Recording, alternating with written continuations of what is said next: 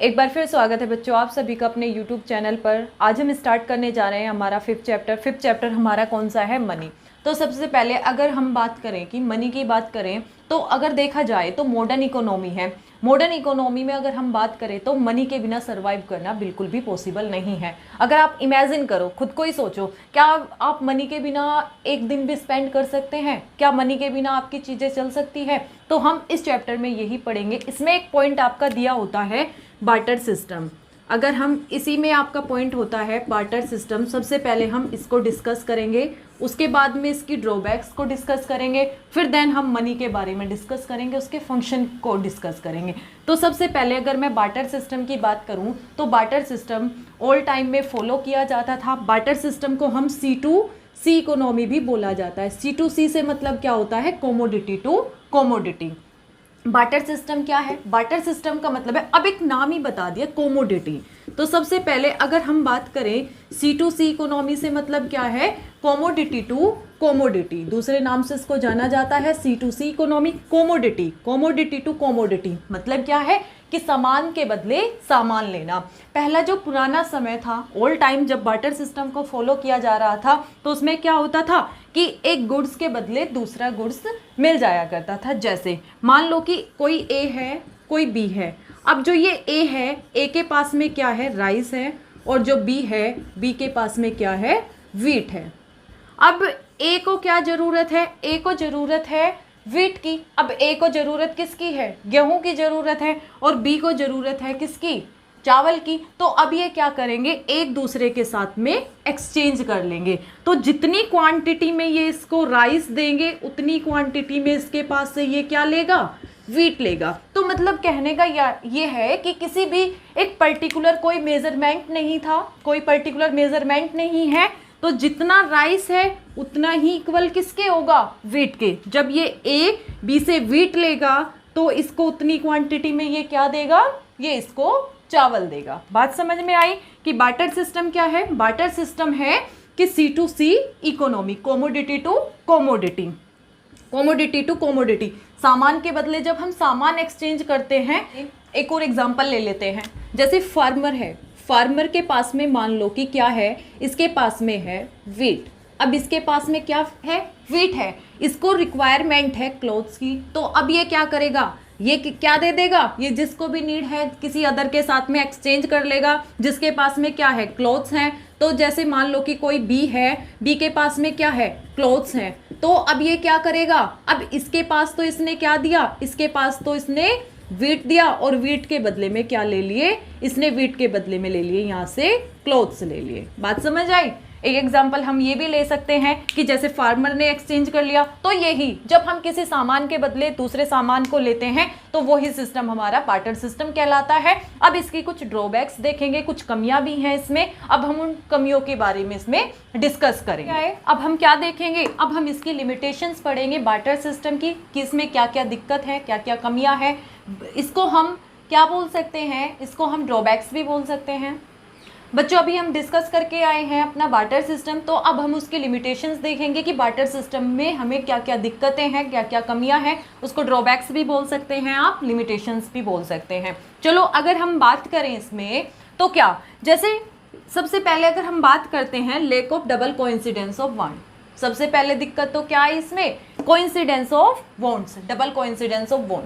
अब ये क्या है? ये क्या है? बार्टर सिस्टम सिर्फ उस जगह फॉलो होता है जहां पे बोथ पार्टीज क्या करना चाहती हो? एक्सचेंज करना चाहती हो कोमोडिटीज का। बायर भी और सेलर्स भी दोनों एक दूसरे के साथ में एक्सचेंज करना चाहते हैं तो ही ये बार्टर सिस्टम फॉलो किया जाता है, फॉलो होता है, अदरवाइज ये फॉलो नहीं होगा। जैसे अब ये क्या है? ए है और ये बी है। ए के पास में क्या है? वीट है। और बी के पास में क्या है? राइस है। मान लो कि ए चाहता है कि मुझे क्या लेना है? मुझे राइस की जरूरत है, मुझे राइस चाहिए। तो ये गया, ये बी के पास गया। अब बी को बोला भाई मुझे राइस दे दो। अगर बी चाहता है कि हाँ मुझे क्या लेना है? वीट लेना है, मुझे क्या है? गेहूं लेने हैं, तो ही वो उसको चावल देगा, अदरवाइज वो उसको मना कर देगा। तो अब यहाँ पे बार्टर सिस्टम में ये दिक्कत आई। अभी हमने क्या पढ़ा कि बोथ पार्टीज क्या करना चाहती हो? एक्सचेंज करना चाहती हो। उसी जगह पर आपका बार्टर सिस्टम फॉलो होता है। क्या होगा? Both parties are exchange each others. अगर ये चाहते हैं एक दूसरे के साथ में एक्सचेंज करना, तभी ये एक दूसरे के साथ में एक्सचेंज कर सकते हैं, अदरवाइज ये फॉलो नहीं करेंगे। तो बात समझ में आई। डबल कोइंसिडेंस हो सकता है भाई इसकी नीड ना हो, ये ना चाहता हो मुझे वीट लेना है, इसकी कोई और, मान लो कि बी की नीड्स क्या है, बी चाहता है कि मुझे क्लोथ्स लेने हैं, तो ये क्या करेगा, अब किसी ऐसे पर्सन को ढूंढेगा अपनी इकोनॉमी के अंदर जिसके पास में क्या हो, क्लोथ्स हो और उसको राइस की जरूरत हो, तो तब ये फॉलो होगा। तो एक ये वाली दिक्कत, लंबा प्रोसीजर चलेगा कि एक ऐसे इंसान को देखो कि उसके पास में वो सामान है और जो मेरे पास सामान है उसको वो खरीदना चाहते हो। अगर ये एक दूसरे के साथ में एक्सचेंज करना चाहते हैं, मान लो कि ए बी एक दूसरे के साथ, तभी ये फॉलो होगा, अदरवाइज ये फॉलो नहीं होगा। बात समझ आई। देखते हैं नेक्स्ट में क्या है कि कॉमन मेजर ऑफ वैल्यू। अब एक ये भी दिक्कत है कि हम क्या कर सकते हैं, क्या आप बार्टर सिस्टम में किसी एक पर्टिकुलर कॉमोडिटी की वैल्यू को डिफाइन कर सकते हैं? नहीं। अभी हम पढ़ के आए हैं बार्टर सिस्टम में कि जैसे मेरे पास वीट है, वीट के एक्सचेंज में राइस, तो इक्वली वो क्या किया जाता है, इक्वली देंगे। तो इसमें हम क्या नहीं कर सकते, पर्टिकुलर कॉमोडिटी की वैल्यू को डिफाइन नहीं कर सकते। जैसे राइस है, राइस की, चावल की हम पर्टिकुलर कॉमोडिटी डिफाइन नहीं कर सकते कि ये 1 kg इतने का होगा या 1 kg इतने की इसकी क्वांटिटी है तो इतने का होगा। नहीं, ये किसके इक्वल रखेंगे हम, जो अदर कॉमोडिटी है उसके इक्वल रखेगा। हो सकता है कि एक पार्टी, 2 पार्टी है, मान लो ये ए और बी, हो सकता है कि इसमें ए को फायदा हो जाए, बी को इसमें लॉस हो जाए। ये सबसे बड़ी दिक्कत है। क्यों? क्योंकि उसकी पर्टिकुलर वैल्यू नहीं है, उसकी पर्टिकुलर कॉमोडिटी की वैल्यू नहीं है।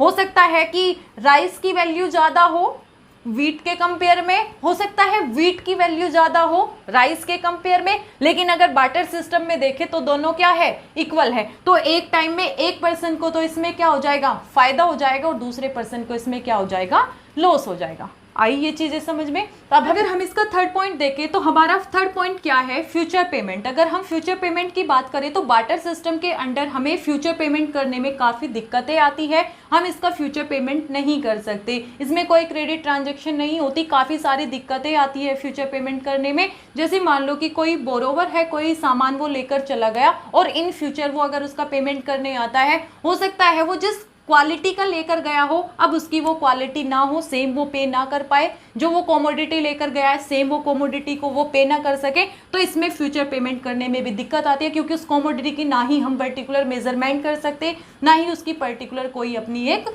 यूनिट ऑफ वैल्यू है। बात समझ में आया। नेक्स्ट हमारा क्या है, लेक ऑफ स्टोरेज की वैल्यू को हम क्या नहीं कर सकते, स्टोर भी नहीं कर सकते। बार्टर सिस्टम के अंदर अगर हम वैल्यू को स्टोर करें तो काफ़ी सारी दिक्कतें आती है। जैसे मान लो कि मेरे पास में क्या है, वेजिटेबल्स हैं, अगर मैं वेजिटेबल्स को ज़्यादा से ज़्यादा मैं 3 दिन या फिर 4 दिन या फिर 1 हफ्ते के लिए रख सकती हूँ। अगर मैं 1 हफ्ते से ज़्यादा के लिए 1 वीक से ज़्यादा उसको रखूँगी तो वो बेकार होना स्टार्ट कर देगी, वो सड़ना हो जाएगी शुरू। तो अगर हम बात करें स्टोर की तो इसमें हम वैल्यू को स्टोर भी नहीं कर सकते। क्यों? क्योंकि लंबे समय तक हम किसी भी कॉमोडिटी को अच्छे से मेंटेन कर नहीं रख सकते कि हम उसको रख लें, क्योंकि आते आते समय में वो खराब हो जाएगी। तो इसलिए हम क्या नहीं कर सकते, इसको स्टोर भी नहीं कर सकते। अब हम डिस्कस करेंगे मनी के बारे में कि मनी ने इन चीज़ों को कैसे रिप्लेसमेंट दिया।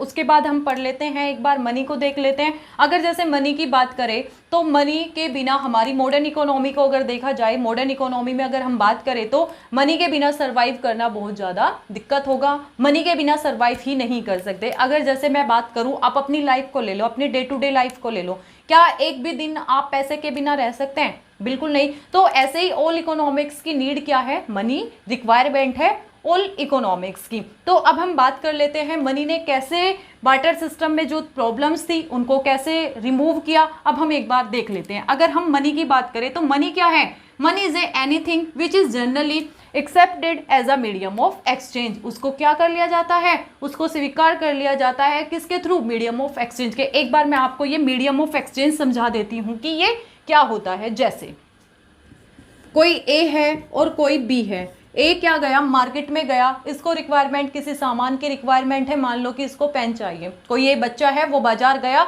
और उसको पैसे, उसके पास पैसे हैं, अब वो मार्केट में जाता है और मार्केट से क्या लाता है, पेन लेकर आता है। अब ये गया, इसने बी को क्या बोला, मुझे पेन दे दो। अब इसने इसको क्या दी, इसने इसको पैसे दिए। अब पैसे के बदले बी ने इसको क्या दिया, पेन दिया, अब ए को जरूरत किसकी थी, पेन की, और ए के पास में क्या था, पैसा, बी को क्या दे दिया उसने, पैसा दे दिया, तो कोई प्रॉब्लम आई नहीं। ये क्या है, मीडियम ऑफ एक्सचेंज, एक्सचेंज कर लिया किसकी फॉर्म में, इसने इसको पैसे दिए, उसके बदले इसके पास में पेन आ गए। तो ये क्या प्रोवाइड कर रहा है आपको, ये दे रहा है मीडियम ऑफ एक्सचेंज। सामने वाले ने उस पैसे को क्या कर लिया, स्वीकार कर लिया। तो मनी भी कौन सी होती है, जिसको सामने वाला भी स्वीकार कर ले। ऐसा नहीं है कि कोई सी भी करेंसी आपकी चल जाती है, नहीं, जिसको जनरली आपकी क्या हो, सर्कुलेट हो, और जिस इकोनॉमी में उसको एक्सेप्ट किया जाए, सामने वाला उसको स्वीकार कर ले, वही आपकी मनी होती है। अगर हम इसकी फंक्शन की बात करें, अब आप ही बताओ, इसकी वैल्यू को हम स्टोर कर सकते हैं, बिल्कुल कर सकते हैं। सबसे पहला फंक्शन तो यही हो गया कि हम इसको स्टोर कर सकते हैं, इसकी मेजर कर सकते हैं, इसकी मेजरमेंट कर सकते हैं। सेकंड फंक्शन आपका यही हो गया, मेजर ऑफ वैल्यू, वैल्यू को हम मेजर कर सकते हैं। अगर हम स्टैंडर्ड फॉर डिफर्ड पेमेंट की बात करें तो इसमें हो जाएगा, आप इसमें कोई उधार पे ट्रांजैक्शन कर सकते हो और फ्यूचर में पेमेंट दे सकते हो, क्रेडिट ट्रांजैक्शन इसमें हो जाती है। मनी आप क्या कर दोगे, फ्यूचर में आप उसको ट्रांसफर कर दोगे। तो ये हमारा ये पोर्शन खत्म होता है मनी वाला।